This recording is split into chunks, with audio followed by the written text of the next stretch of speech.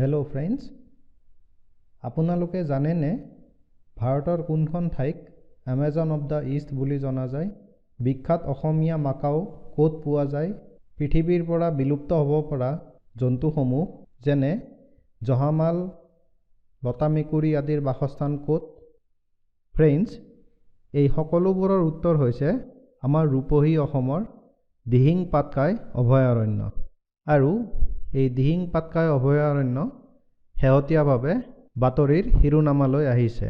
আমি আজি কিউৰিঅ' স্পিৰিটৰ এই ভিডিঅ'টোত দিহিং পাটকাই বন্যপ্ৰাণী অভয়াৰণ্যৰ বিষয়ে আলোচনা কৰিম। শেহতীয়াভাৱে এই টপিকটো APSCৰ লগতে বিভিন্ন প্ৰতিযোগিতামূলক পৰীক্ষাৰ বাবে খুবেই গুৰুত্বপূৰ্ণ। তেনেহ'লে আহকচোন আমি এই বিষয়ে অলপ আলোচনা কৰোঁ। এয়াই হৈছে অসমৰ বিখ্যাত দিহিং পাটকাই বন্যপ্ৰাণী অভয়াৰণ্য। আমি দেখিবলৈ পাইছোঁ যে এই দিহিং পাটকাই অভয়াৰণ্যখন কিমান ঘন জংঘলেৰে আবৃত। দিহিং পাটকাই বন্যপ্ৰাণী অভয়াৰণ্যখন অসমৰ 3খন জিলা ডিব্ৰুগড়, তিনিচুকীয়া আৰু শিৱসাগৰত অৱস্থিত। আৰু এই অভয়াৰণ্যখন অৰুণাচল প্ৰদেশলৈ বিস্তৃত হৈ আছে। এই অভয়াৰণ্যখনে প্ৰায় 575 বৰ্গ কিলোমিটাৰ ক্ষেত্ৰ আৱৰি ৰাখিছে।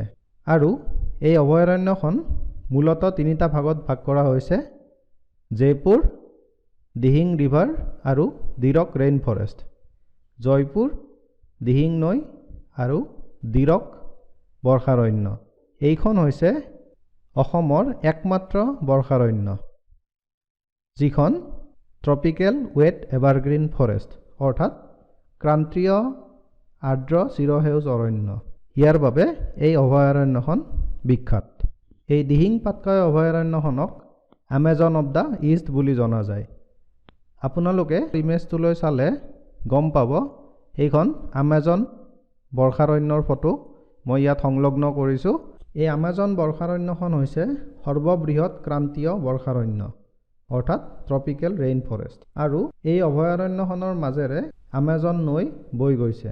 এই বৰ্ষাৰণ্যখনত পৃথিৱীৰ সকলোতকৈ চহকী আৰু বিভিন্ন ধৰণৰ জৈৱ বৈচিত্ৰতা সোমাই আছে। এই এমেজন বৰ্ষাৰণ্যখনত লাখ লাখ জীৱ প্ৰজাতি, গছ-বননি, চৰাই-চিৰিকটি আছে। আৰু বহুতে কয় যে এই বৰ্ষাৰণ্যখনৰ বহুতো এতিয়াও তথ্যবিহীন আৰু অনাৱিষ্কৃত হৈ আছে। আমি কল্পনা কৰিব পাৰিছোঁ যে এইখন এখন কিমান ডাঙৰ বৰ্ষাৰণ্য। ঠিক তেনেদৰে আপোনালোকে বাওঁ হাতৰ ফটোখনলৈ মন কৰক। এইখন হৈছে দিহিং পাটকাই অভয়াৰণ্যৰ এখন ইমেজ। দিহিং পাটকাইখনো তেনেকুৱাকৈ প্ৰকৃতিৰ অফুৰন্ত আৰু চহকী জৈৱ বৈচিত্ৰতাৰ ভাণ্ডাৰ। সেইকাৰণে ইয়াক এমেজন অফ দ্য ইষ্ট বুলি কোৱা হয়। এই দিহিং পাটকাইক 2004 চনৰ 13 জানুৱাৰী তাৰিখে বন্যপ্ৰাণী অভয়াৰণ্য ৰূপে স্বীকৃতি দিয়া হয়। আপোনালোকক জনাই থওঁ যে এই অভয়াৰণ্যখন দিহিং পাটকাই হস্তি প্ৰকল্পৰো এক অংশ। এই দিহিং পাটকাই অভয়াৰণ্যখনক এমেজন অফ দ্য ইষ্ট বুলি মূলতঃ দুটা কাৰণত কোৱা হয়। এটা হৈছে ইয়াৰ বৃহৎ এৰিয়াটো আৰু দ্বিতীয়তে হৈছে এইখন এখন গভীৰ অৰণ্য। এই দুটা কাৰণতে এমেজন অফ দ্য ইষ্ট বুলি দিহিং পাটকাই অভয়াৰণ্যক অভিহিত কৰা হৈছে। দিহিং পাটকাই অভয়াৰণ্যখনৰ গাঁথনি হৈছে এনেধৰণৰ। এই দিহিং পাটকাই অভয়াৰণ্যখনক মূলতঃ দুটা ভাগত ভাগ কৰা হৈছে। প্ৰথমটো হৈছে দিহিং পাটকাই ৱাইল্ড লাইফ চেংচুৱাৰী অৰ্থাৎ দিহিং পাটকাই বন্যপ্ৰাণী অভয়াৰণ্য, আৰু দ্বিতীয়টো হৈছে ডিব্ৰু-দেওমালী এলিফেণ্ট ৰিজাৰ্ভ। মন কৰিব ফ্ৰেণ্ডছ, মই আগতেও দিহিং পাটকাইক 3টা ভাগত ভাগ কৰা হৈছে বুলি কৈছিলোঁ, কিন্তু সেইটো ক্ষেত্ৰ হিচাপত ভাগ কৰা হৈছে। কিন্তু এই বিভাগকেইটা হৈছে দিহিং পাটকাই বৰ্ষাৰণ্যখনৰ। দিহিং পাটকাই বৰ্ষাৰণ্যখনৰ বিশেষত্বখিনি চাওক। ইয়াত বহুতো ধৰণৰ মাম্মেলছ অৰ্থাৎ স্তন্যপায়ী প্ৰাণী পোৱা যায়। তাৰ নামসমূহ মই দিছোঁ, আৰু এই নামসমূহ মই অসম চৰকাৰৰ পৰ্যটন মন্ত্ৰালয়ৰ ৱেবছাইটৰ পৰা সংগ্ৰহ কৰিছোঁ। ইয়াত মাম্মেলছ অৰ্থাৎ স্তন্যপায়ী প্ৰাণীসমূহৰ নাম দিয়া আছে, যেনে Chinese pangolin, flying fox, slow loris, stump tailed macaque, Assamese macaque ইত্যাদি। ইয়াৰে বহুতো খুব লেখত ল'বলগীয়া জীৱ-জন্তু। চৰাইসমূহৰ ভিতৰতো ইয়াত বহুতো আপুৰুগীয়া চৰাই আছে আৰু মুখ্যতঃ ধনেশ পক্ষী। এই ধনেশ পক্ষীটোৰ কাৰণে এইখন অভয়াৰণ্য বিখ্যাত। কেইটামান চৰাইৰ নাম হৈছে lesser adjutant stork, white winged wood duck, white backed vulture, great pied hornbill, beautiful nuthatch ইত্যাদি। আৰু সৰীসৃপ অৰ্থাৎ ৰেপটাইল কিছুমানো এই অভয়াৰণ্যখনত দেখা পোৱা যায়। সেইসমূহ হৈছে rock Python, king cobra, Asian leaf turtle, monitor Lizaad ইত্যাদি। এই অভয়াৰণ্যখনত পোৱা জীৱ জন্তু ফ্লোৰা এণ্ড ফৌনা মানে উদ্ভিদসমূহৰ বিষয়ে জানিব পাৰোঁ।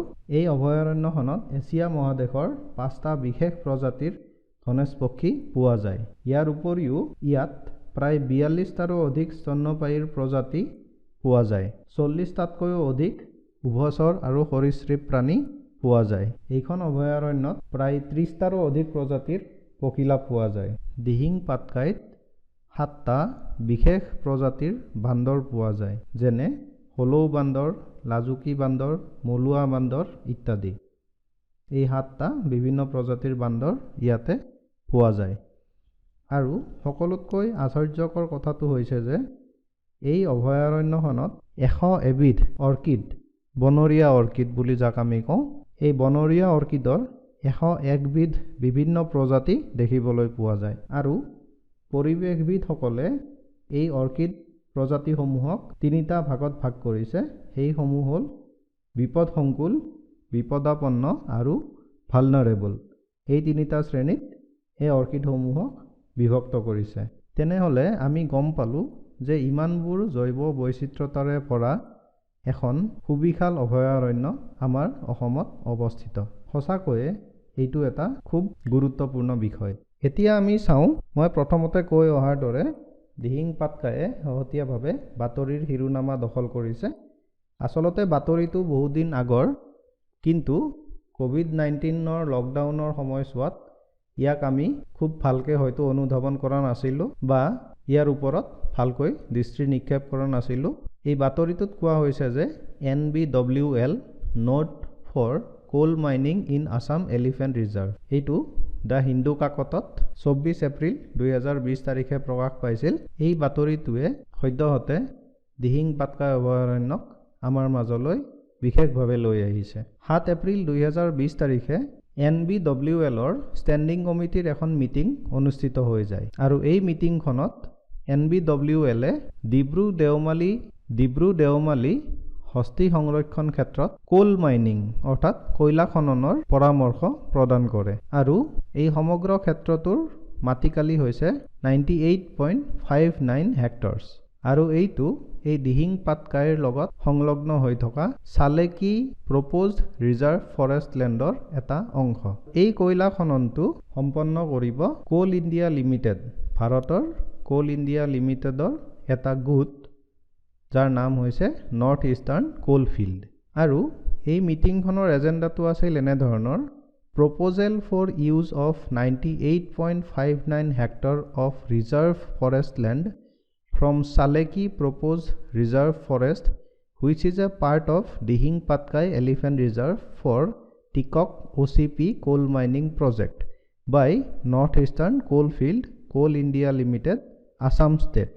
এই মিটিংখনৰ এজেণ্ডাটো এইটো আছিল। আৰু ইয়াত স্পষ্টভাৱে প্ৰকাশ পাইছে যে যিখন সাম্ভাব্য সংৰক্ষিত বনাঞ্চল আছে, সেই সাম্ভাব্য সংৰক্ষিত বনাঞ্চলখনৰ 98.59 হেক্টৰ ভূমিত কয়লা খননৰ পৰামৰ্শ দিয়া হৈছে। আৰু এই ক্ষেত্ৰখিনি দিহিং পাটকাই হস্তি সংৰক্ষণ ক্ষেত্ৰৰ ওচৰত অৱস্থিত।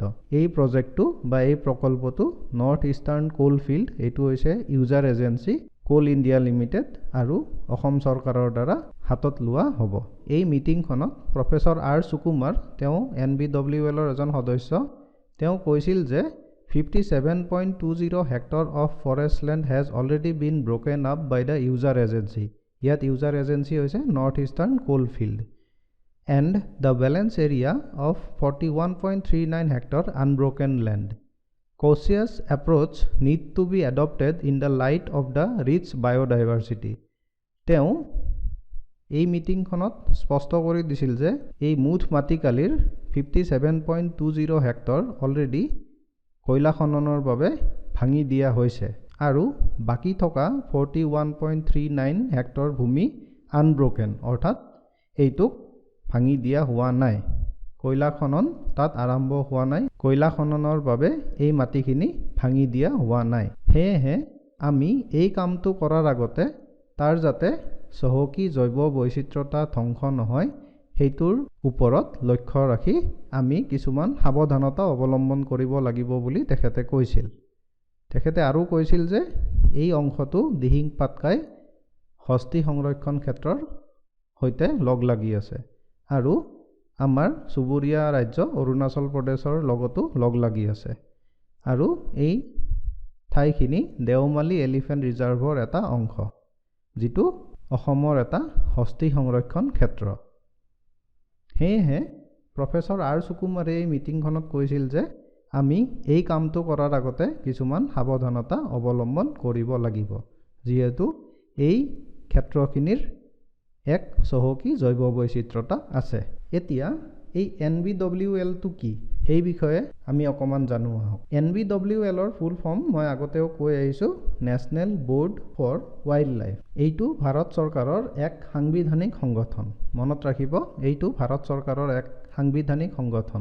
এইটো বন্যপ্ৰাণী সংৰক্ষণ আইন 1972 চনৰ অধীনত গঠন কৰা হৈছিল। এই যিটো ষ্টেটুটৰী অৰ্গেনাইজেশ্যন সেইটোক ৱাইল্ড লাইফ প্ৰটেকশ্যন এক্ট 1972 অৰ্থাৎ বন্যপ্ৰাণী সংৰক্ষণ আইন 1972 চন তাৰ অধীনত এই বৰ্ডখন গঠন কৰা হৈছিল। দ্বিতীয়তে এই বৰ্ডখন 2003 চনত গঠন কৰা হৈছিল। কাৰ অধীনত? ৱাইল্ড লাইফ প্ৰটেকশ্যন এক্ট 1972 ইয়াৰ অধীনত এই বৰ্ডখন 2003 চনত গঠন কৰা হৈছিল। আৰু এই বৰ্ডখনে কাৰ অধীনত কাম কৰিব? এই বৰ্ডখনে Ministry of Environment, Forest and Climate Change, চমুকৈ MOEFCC, ভাৰত চৰকাৰৰ পৰিৱেশ, বন আৰু জলবায়ু পৰিৱৰ্তন মন্ত্ৰালয়ৰ অধীনত এই বৰ্ডখনে কাম কৰে। থাৰ্ড পইণ্টত কোৱা হৈছে its roles is advisory in nature. ইয়াৰ ভূমিকাসমূহ পৰামৰ্শমূলক। Its roles is advisory in nature and advises the central government on framing policies and measures for conservation of wildlife in the country. ইয়াৰ কাম হৈছে কেন্দ্ৰীয় চৰকাৰক পৰামৰ্শ প্ৰদান কৰা আৰু কেন্দ্ৰীয় চৰকাৰৰ আঁচনি ৰূপায়ণ আৰু ভাৰতবৰ্ষত বন্যপ্ৰাণী সংৰক্ষণৰ উপায় বা ব্যৱস্থাসমূহৰ ওপৰত এই বৰ্ডখনে ভাৰত চৰকাৰক পৰামৰ্শ প্ৰদান কৰে। ফৰ্থ পইণ্টটো Primary function of the board is to promote the conservation and development of wildlife and forest. এই বৰ্ডখনৰ মুখ্য কাৰ্য হৈছে বন্যপ্ৰাণী আৰু বনাঞ্চলসমূহৰ সংৰক্ষণ আৰু বিকাশ। পইণ্ট নম্বৰ 5ত কৈছে যে এই বৰ্ডখনৰ ক্ষমতাসমূহৰ ভিতৰত আছে to review all wildlife related matters and approve projects in and around national parks and sanctuaries. ভাৰতত যিমানবোৰ ৰাষ্ট্ৰীয় উদ্যান আৰু বনাঞ্চল সংৰক্ষিত বনাঞ্চল আছে সেই সংৰক্ষিত বনাঞ্চলৰ বাবে ভাৰত চৰকাৰে যদি কিছুমান আঁচনি গ্ৰহণ কৰে বা প্ৰকল্প গ্ৰহণ কৰে সেই প্ৰকল্পসমূহ এপ্ৰুভ কৰা দায়িত্বটো হৈছে এই NBWL-ৰ। আৰু এই NBWL-এ বন্যপ্ৰাণী সম্বন্ধীয় সকলোবোৰ বিষয় তেওঁলোকে ৰিভিউ কৰিব পাৰে বা সমীক্ষা কৰিব পাৰে। নেক্সট পইণ্টত কোৱা হৈছে যে no alteration of boundaries in national parks and wildlife sanctuaries can be done without approval of the NBWL. এই NBWL-ৰ অনুমতি অবিহনে ৰাষ্ট্ৰীয় উদ্যান আৰু বন্যপ্ৰাণী বনাঞ্চলসমূহ বা বন্যপ্ৰাণী অভয়াৰণ্যসমূহৰ কোনো সীমা অল্টাৰ কৰিব নোৱাৰে, সীমা বঢ়োৱা বা কমোৱাটো কৰিব নোৱাৰে। এই বৰ্ডখনৰ অনুমতি তাৰ বাবে দৰকাৰ। সেয়েহে এইটোও এটা এই বৰ্ডখনৰ মুখ্য ক্ষমতা। এই বৰ্ডখনৰ গাঁথনিৰ বিষয়ে দিয়া আছে লাষ্ট পইণ্টটোত। এই বৰ্ডখন ভাৰতৰ প্ৰধানমন্ত্ৰীয়ে পৰিচালনা কৰে, অৰ্থাৎ ইয়াৰ সৰ্বোচ্চ পদবীটো ভাৰতৰ প্ৰধানমন্ত্ৰীয়ে পৰিচালনা কৰে আৰু এই বৰ্ডখনত 47 জন সদস্য আছে ইনক্লুডিং প্ৰাইম মিনিষ্টাৰ। মানে প্ৰধানমন্ত্ৰীকে ধৰি এই বৰ্ডখনত 47 জন সদস্য আছে আৰু এই বৰ্ডখনৰ সৰ্বোচ্চ পদবীত আছে ভাৰতৰ প্ৰধানমন্ত্ৰী। এতিয়া এই যে দিহিং পাটকাই অভয়াৰণ্যৰ ওচৰৰ চালেকি হস্তি সংৰক্ষণ ক্ষেত্ৰত NBWL-এ কয়লা খননৰ যিটো পৰামৰ্শ প্ৰদান কৰিছে সেই কয়লা খননটো আণ্ডাৰগ্ৰাউণ্ড হ'ব, অৰ্থাৎ ভূগৰ্ভৰ কয়লা খনন। আৰু এই ভূগৰ্ভৰ কয়লা খননৰ কিছুমান অপকাৰিতা আছে। সেইসমূহ হ'ল কয়লা এক অনবীকৰণযোগ্য সম্পদ। কয়লাক আমি নবীকৰণ কৰিব নোৱাৰোঁ বা ৰিনিউ কৰিব নোৱাৰোঁ। কয়লা এক অনবীকৰণযোগ্য সম্পদ। অনবীকৰণযোগ্য মানে হৈছে যাক আমি পুনৰাই সৃষ্টি কৰিব নোৱাৰোঁ। সূৰ্যৰ তাপ, বায়ু এইবোৰ হৈছে নবীকৰণযোগ্য। ইয়াৰ চাহিদা অনুপাতে যোগান কেতিয়াও কম নহয়, কিন্তু কয়লা চাহিদা অনুপাতে যোগান কম হ'ব। কয়লা খনন কাৰ্য চলাই থাকিলে ই এদিন শেষ হৈ থাকিব। নম্বৰ 2, কয়লাত উচ্চ মাত্ৰাত কাৰ্বন ডাই অক্সাইড থাকে, আৰু আমি জানো যে কাৰ্বন ডাই অক্সাইড পৃথিৱীৰ বাবে কিমান ভয়ংকৰ। থাৰ্ড পইণ্টটো হৈছে coal power can create high levels of radiation. কয়লাৰ পৰা পোৱা শক্তিয়ে উচ্চ মাত্ৰাত বিকিৰণ ঘটায়। এই বিকিৰণটো বহুতো ক্ষেত্ৰত আমাৰ বাবে ক্ষতিকাৰক। আৰু কোল মাইন্স কজ ৰিলোকেশ্যন এণ্ড ডেষ্ট্ৰাকশ্যন, এইটো বহুত ইম্পৰ্টেণ্ট পইণ্ট।